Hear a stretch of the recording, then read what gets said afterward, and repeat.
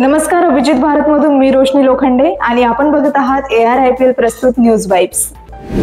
नागपुरात भटक्या कुत्र्यांच्या भीतीने 12 वर्षीय मुलाचा 5व्या मजल्यावरून पडून मृत्यू झाल्यानंतर बॉम्बे हायकोर्टाच्या नागपूर खंडपीठाने कठोर टिप्पणी केली आहे। न्यायालयाने मनपाकडे अँटी रेबीज लसीचा साठा आणि पोलिसांनी केलेल्या कारवाईची माहिती मागितली। तसेच भटक्या कुत्र्यांवर नियंत्रण न ठेवणाऱ्या अधिकाऱ्यांवर कोणती कारवाई करता येईल याबाबत शपथपत्र दाखल करण्याचे निर्देश दिले आहेत। अकोला जिल्ह्यातील शिवनी परिसरात रेतीने भरलेल्या भरधाव ट्रकने कावड यात्रेच्या ट्रॅक्टरला जोरदार धडक दिली। ट्रॅक्टर पलटी होऊन भाविकांच्या अंगावर पडला। या अपघातामध्ये 2 भाविकांचा जागीच मृत्यू झाला तर 8 जण गंभीर जखमी झाले आहेत।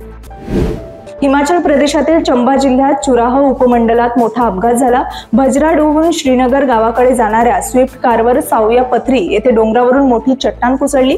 त्यामुळे कार 500 मीटर खोल दरीत पडली आणि गाडीतल्या 6 जणांचा जागीच मृत्यू झाला आहे।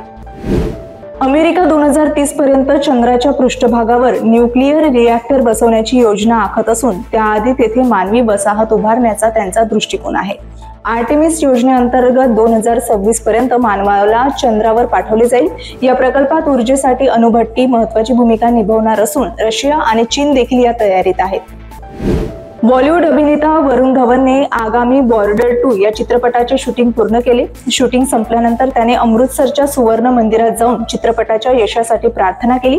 त्यांच्यासोबत अभिनेत्री मेधा राणा, निर्माता भूषण कुमार आणि इतर टीम सदस्य सुद्धा होते।